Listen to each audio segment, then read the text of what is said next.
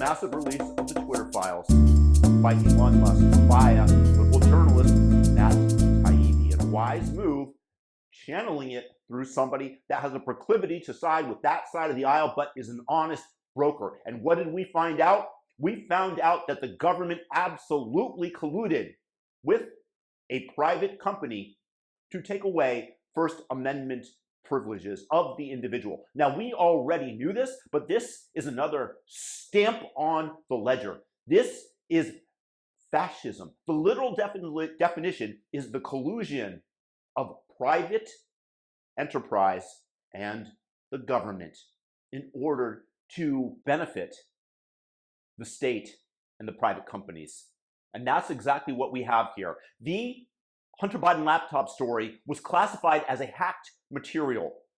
This was previously only done when it was proven in a court of law, but they went right ahead and did that, no doubt at the behest of the DNC. And Jack Dorsey, the CEO of Twitter, apparently did not know much about it, was not following along, and did not intervene as nearly strongly as he could have. But the culprit here, at least at Twitter, is former head of safety, Vijaya Gadde. This witch single-handedly made this decision despite some internal pushback saying that it was not justifiable according to their rules. This is a corrupt and evil person that personally wanted to affect the election outcome in the manner that she chose. And there is no doubt who Twitter's chosen candidate was. And the FBI had this laptop, had to know about it, and then goes ahead and warns Facebook, for example, that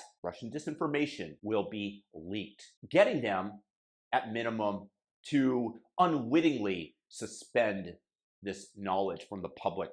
I personally don't understand those who state that the election wasn't stolen can maintain that thought process. Not that I am, YouTube, because obviously everything was on the up and up, but if you just consider this in isolation, then maybe that you could consider that it is a possibility. Of course, I'm kind of mincing my words a little bit because of YouTube's policies that are no doubt at the behest of the DNC. Go F yourself, Susan.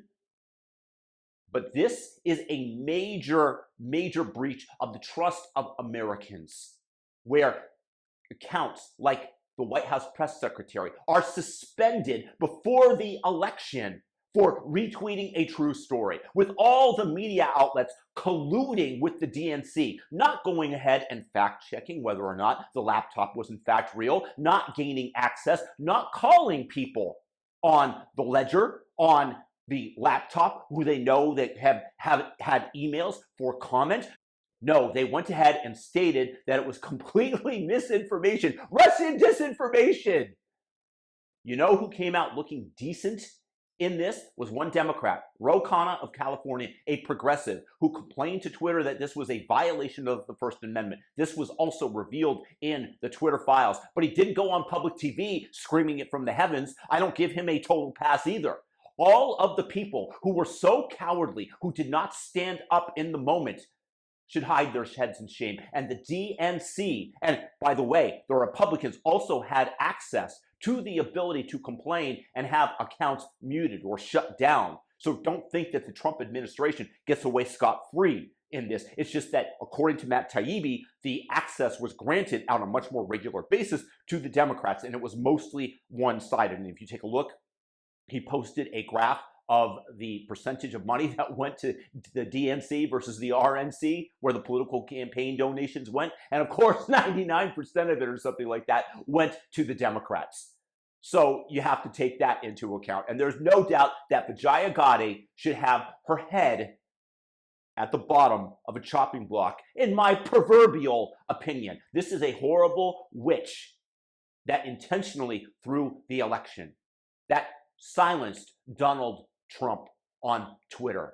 This is such a major breach of trust with the public. And all those people that are trying to downplay it, go F yourself. This is fascism in action. Fascism in action, where the government coerces or plays with a private company in order to silence your rights. And if you don't speak up against this, that this will continue and turn into Canada, which is in the process of making guns illegal altogether so that you cannot defend yourself against the government, so that you don't have the ability to defend your family. And if they favor a certain faction that is like Black Lives Matter, they can go in and destroy your property. They can come and kill you, and you don't have the right to defend yourself, because even Trudeau stated that people don't have this right. And this is what's going to happen to America. They are trotting on your rights, trying to implement a police state.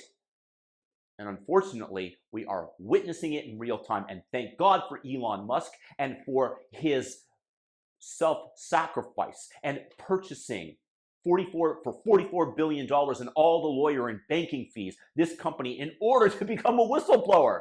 He spent billions and billions of dollars in order that you, the public, know what actually took place. And I don't understand how anybody could possibly vote for a Democrat ever again after seeing the way that the Biden administration has continued, and we're going to see this tomorrow, to censor people for their opinions on COVID. This is fascism. The Biden administration is flat out fascist.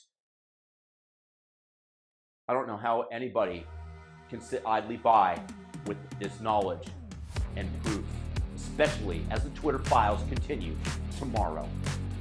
Peace.